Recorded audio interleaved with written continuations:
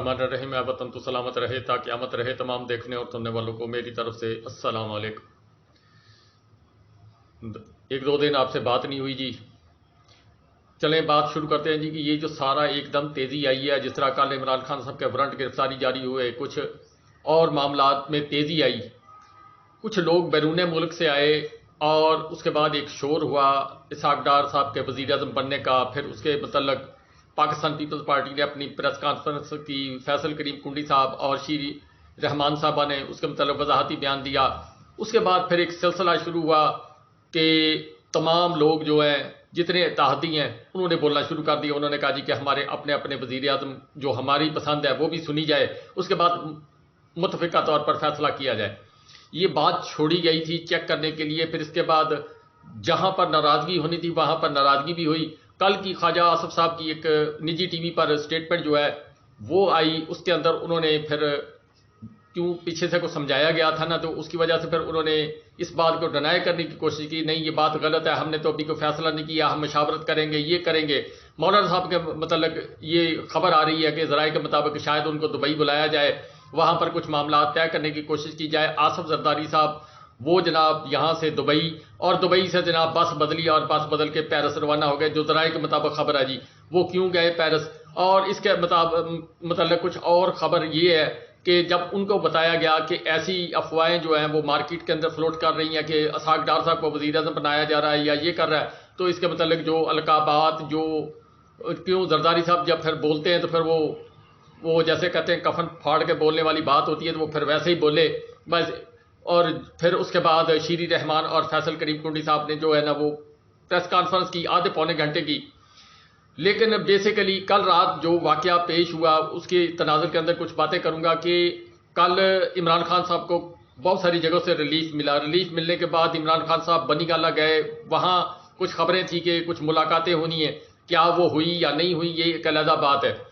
لیکن اس دوران پھر ایک گیم تیار کی گئی. گیم تیار کرنے کے بعد پھر جب عدالتوں کا وقت تقریباً ختم ہو چکا تھا، 5 بجے 5:15 بجے کے قریب الیکشن کمیشن صاحب جو ہیں انہوں نے ایک آرڈر جاری کر دیا، اور اس کے بعد جناب پاکستان تحریک انصاف کے جو ورکر کارکن ہیں انہوں نے بنی گالہ کی طرف رخ کرنا شروع کیا. اس کے پیچھے کچھ مقاصد تھے کہ شاید کچھ جیسا زمان پارک یا کچھ ایسا مسئلہ کرتے. لیکن پھر اچانک کہیں سے کو آواز آئی اور پھر روک دیا گیا. آج جب عمران خان صاحب کے وکیل الیکشن کمیشن کے اندر پیش ہوئے تو وہاں ایک پشاور سے تعلق رکھنے والے الیکشن کمیشن کے صاحب ہیں، انہوں نے جناب پولیس والے سے فرمایا کہ کیا ایسے جو نوٹس جاری کی جاتے ہیں، یعنی جو انہوں نے آرڈر جاری کیے تھے اس کے حکم کی تعمیل ایسے کروائی جاتی ہے. مطلب انہوں نے آرڈر کیا تھا کہ گرفتار کر کے پیش کیا جائے.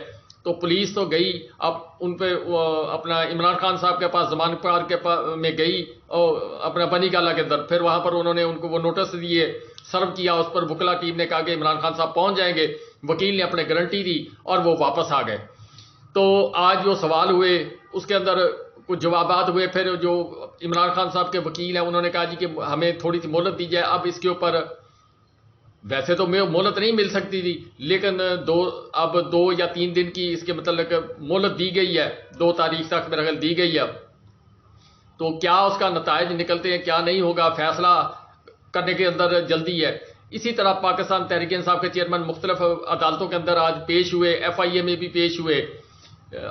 اسلام آباد ہائی کورٹ کے اندر توشہ خانہ پر بھی بحث ہوئی. اس کے علاوہ اور 2-3 مقدمات تھے، 2 درخواستیں تھیں، وہ اس پر بحث ہوئی. اور الیکشن کمیشن صاحب کے جو کل وہ خواجہ حارث صاحب نے جو ان کے جنہوں نے مدعی ہیں جو اس کی الیکشن کمیشن کی طرف سے، ان پر 2-3 سوالات کیے تھے، پھر ان سے جواب نہ بن سکا. ایک تو ان کے دستخط جو ہیں ان کے اوپر سوال اٹھایا گیا تھا. دوسرا جناب کہ کیا آپ نے یہ ویلیو جو ہے یہ کس نے لگائی، کیوں لگائی، اس کے متعلق سوال کیا. تو وہ جناب جس بندے نے ویلیو لگائی تھی اس کو بھی جواب نہ آیا. اور جو اپنا الیکشن کمیشن کا مدعی تھا جس نے کہا تھا جی کہ میں ایویڈنس دوں گا، وہ بھی اس کو کوئی خواجہ حارث صاحب کے سوال و جواب جو انہوں نے سوال کیے اس کا جواب نہ دے سکا. لیکن کل کام ختم ہو گیا، پھر یہ نیا شوشہ چھوڑا گیا. اس کے بعد اچانک سے جناب آج پھر جب خواجہ حارث صاحب نے اسلام آباد ہائی کورٹ کے اندر چیف جسٹس صاحب کے سامنے 5 درخواستیں تھیں، 5 درخواستوں کے اوپر جب سماعت ہونی شروع ہوئی تو خواجہ حارث صاحب نے وہ جو حصہ تھا کل والا اس کو تو نہ چھیڑا. پھر اس کے متعلق انہوں نے کہا کہ ہم نے الیکشن کمیشن سے اس کی مکمل تفصیلات معلوم کرنے کی کوشش کی لیکن انہوں نے جواب نہیں دیا. اسی طرح جج ہمایوں دلاور صاحب جو ہیں ان کے متعلق انہوں نے کچھ اپنے تحفظات کا اظہار کیا. تو چیف جسٹس صاحب جو اس بینچ کی سربراہی کر رہے ہیں انہوں نے پھر تمام خواجہ حارث صاحب کی اور الیکشن کمیشن کا جو مدعی ہے اس کی، اور اس کے علاوہ جناب جو عطا طاہر صاحب جو کل واقعہ پیش ہوا اس کے متعلق انہوں نے اپنی وضاحت بیان کرنے کی کوشش کی. تو انہوں نے کہا جی کہ الیکشن کمیشن نے جی ہم تو پی ڈی ایم جو ہے وہ اس کیس کے حصے دار ہیں اس لیے ہمیں تو آنا پڑے گا. کیا سوچنے والی بات یہ ہے کہ الیکشن کمیشن کی طرف سے وہ کیس ہے یا پی ڈی ایم کی طرف سے وہ کیس ہے؟ کیس تو ہے الیکشن کمیشن کی طرف سے. تو عطا طاہر صاحب نے اپنی وضاحت پیش کرنے کی کوشش کی جناب، اور پھر وہ سنی گئی نہ سنی گئی. اس کے بعد خواجہ حارث صاحب نے ریکویسٹ کی کہ آپ ہمیں موقع دیں، ہمیں وہ ریکارڈ فراہم کرنے کا لیے آرڈر فرمائیں تاکہ ہم الیکشن کمیشن سے وہ ریکارڈ مکمل جو ہے وہ طلب کر سکیں جس کے بنا پر یہ سارا کیس بنایا گیا یا جو کچھ کیا گیا. تو اس کے متعلق پھر چیف جسٹس صاحب نے جناب تمام کے دلائل سننے کے بعد خواجہ حارث صاحب کی ریکویسٹ تھی کہ اس کے اوپر سٹے دیا جائے لیکن نہ دیا گیا، اور پھر نوٹسز جاری کر دیے گئے. کیوں؟ اب یہ کاروائی تو بڑی تیزی سے کر رہے ہیں، نہ وہ کاروائی روکیں گے. اگر جناب اس کو نہ روکا جائے گا تو پھر وہ جو کرنا چاہتے ہیں وہ عمران خان صاحب کو گرفتار کرنا چاہتے ہیں یا عمران خان صاحب کو نااہل کرنا چاہتے ہیں وہ کریں گے.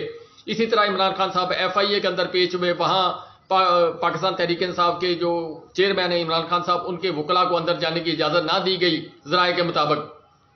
تو پھر وہاں پر عمران خان صاحب خود ہی اندر گئے ہیں، جی آئی ٹی کے سامنے جو ایف آئی اے کی جو بھی فیکٹ فائنڈنگ کمیٹی بنی ہوئی ہے اس کے سامنے جو سوالات کی ہیں وہ جواب بات انہوں نے دیے. اب کل پتا چلے گا جی کہ یا 2 دن کے اندر وہ کیا اس کے اوپر رپورٹ درج کرتے یا کیا نہیں کرتے. دوسری طرف جو آپ کو یاد ہوگا جج زیبا چودھری صاحبہ کا ایک کیس تھا، اس کے متعلق چلو یہ خبر کو تھوڑا سا آگے لے کے چلتے ہیں. اور میں ابھی ایک بات اور بتا دوں جی، سپریم کورٹ کے اندر یہ 2 کیس جو ہیں یہ چیلنج کر دیے گئے. سپریم کورٹ نے اس کے اوپر 2 رکنی لارجر بینچ بنا دیا گیا، 2 رکنی بینچ بنا دیا گیا. اور کل یہ جو توشہ خانہ والا کیس ہے، اس کے علاوہ دوسرا یہ جج ہمایوں دلاور صاحب والا، یہ ایف آئی اے والا یعنی سائفر والا کیس، اس کے اوپر کل ہیئرنگ ہوگی، وہ مقرر کر دیا گیا ہے. اس کے متعلق نوٹیفیکیشن جو ہے وہ جاری کر دیا گیا ہے کہ کل اس کے اوپر جرا بھی ہوگی، بحث بھی ہوگی. اگر تو پاکستان سپریم کورٹ جو ہے وہ اس کے اوپر اپنا کوئی حکم نامہ جاری کر دیتی، وہ سٹے دے دیتی یا اس پر کارروائی سے روک دیتی ہے تو یہ عمران خان صاحب کو بڑا ایک ریلیف ملے گا. بیسیکلی بات یہ ہے کہ سوچنے والی بات یہ ہے کہ اگر اس کو ڈیلے کرنا ہوتا یا کچھ اور ہوتا تو شاید مقرر نہ ہوتا. معزز عدلیہ سپریم کورٹ جو ہے، معزز سپریم کورٹ وہ سمجھتی ہے کہ بہت کچھ غلط ہو رہا ہے، اس لیے انہوں نے اس کے اوپر کل ہیئرنگ کریں گے. اب کیا وہ سٹے دیتے ہیں یا فیصلہ کرنے سے ان کو روک دیتے ہیں یا اس پروسیڈنگ کو جاری رکھنے کا حکم ادا کرتے ہیں، یہ کل سے جب کیس آگے لگے گا کل اس کے اوپر ہیئرنگ ہوگی تو معلوم ہو گیا. اسی طرح لطیف کھوسہ صاحب نے جہاں اپنا اسلام آباد ہائی کورٹ کے اندر اپنے دلائل دیے، وہاں انہوں نے جناب سپریم کورٹ کے اندر بھی دلائل دیے اور کوشش کی کہ کچھ تھوڑا سا سپیس پیدا ہو اور عمران خان صاحب کے لیے ریلیف حاصل کیا جائے. کچھ قانونی نکات جو ہیں ان کی بنا پر، تو وہ آج کے دن تک تو وہ کامیاب ہو گئے، یعنی سپریم کورٹ میں بھی وہ منظور ہو گیا. اسی طرح اور جناب لاہور ہائی کورٹ نے جو آج فیصلہ کرنا تھا وہ بھی انہوں نے نوٹسز جاری کر دیا. اب 2-3 دن اس پر بھی لگیں گے. اسی طرح ایک واقعہ یہ ہے کہ جج زیبا چودھری صاحبہ کے متعلق عمران خان صاحب نے جو الفاظ استعمال کیے تھے وہ کیس ابھی تک چل رہا ہے جی. وہ اس میں عمران خان صاحب کو نہ معافی مانگنے کے باوجود معافی نہیں ملی، لیکن رانا ثناء اللہ صاحب کے متعلق ایک پٹیشنر تھا، اس نے گجرانوالہ میں ایک درخواست دی، اینٹی کرپشن میں درخواست دی، انسداد دہشت گردی کی عدالت میں درخواست دی ہوئی تھی. تو اس کے اوپر جناب پھر اچانک پہلے وہ پیش نہیں ہو رہے تھے، پھر جناب جب گرفتاری کے آرڈر ہوئے اس کے بعد اچانک وہ جو مدعی ہے وہ اب بیٹھ گیا. اب جناب ان کو بریت کا پروانہ مل گیا ہے. یہ ہے جی پاکستان کے اندر انصاف اور معیار. اب آپ سنیں ذرا کہ رانا صاحب نے یہاں پر کیا فرمایا تھا اور عمران خان صاحب نے جو کچھ جج زیبا چودھری صاحبہ کے متعلق کہا تھا، وہ پورے پاکستان کو پتہ کہ انہوں نے کہا تھا آئین اور قانون کے تحت ان کے خلاف کارروائی کی جائے گی، یعنی عدالت سے رابطہ کیا جائے گا، یعنی جو آئین اور قانون کے تحت سپریم کورٹ میں اس کے متعلق وہ درخواست دائر کی جائے گی جو جسٹس پینل ہوتا ہے اس کے سامنے، تو اس کے اوپر عمران خان صاحب پر یہ کیس ہوا تھا کہ توہین کر دی جج صاحبہ کی. لیکن جو سٹیٹمنٹ خواجہ صاحب رانا صاحب نے فرمائی ہے وہ آپ سن لیں، اس کے بعد ان کو ریلیف ملنا یہ ایک بہت بڑا سوال ہے. جی صاحب، آپ کو اس بات کا جواب دینا پڑے گا. آپ نے ادھر ہی رہنا ہے، آپ کے بچوں نے بھی ادھر ہی رہنا ہے. اس کے بچے تو ادھر نہیں ہیں اور باقی زندگی شاید اس نے بھی ادھر ہی گزارنی ہے. کمشنر لاہور صاحب، آپ نے بھی ادھر رہنا ہے، آپ نے سروس بھی کرنی ہے. اس لیے آپ کو یہ چاہیے تھا کہ آپ اس غیر قانونی عمل کے آگے دیوار بنتے اور اسے بجا لانے سے انکار کرتے. اور senior member board of revenue SMBR جو جانچ میں ہے، میاں شہباز شریف کے کیس کا فیصلہ ہو، میاں شہباز شریف کو کسی طرح نااہل کر دیا جائے تاکہ میرے علاوہ کوئی اور بچے نہ جو میرے مقابل آ سکے. یاد رکھو کہ پاکستان کی عدلیہ اور پاکستان کا کوئی جج تمہارا ساتھ نہیں دے گا. ہم ہر اس عدالت کا اور اس جج کا گھراؤ کریں گے جو تمہارے اس گندے اور گھٹیا ایجنڈے کو پروان چڑھانے کے لیے اپوزیشن کے خلاف ڈرامہ ہے.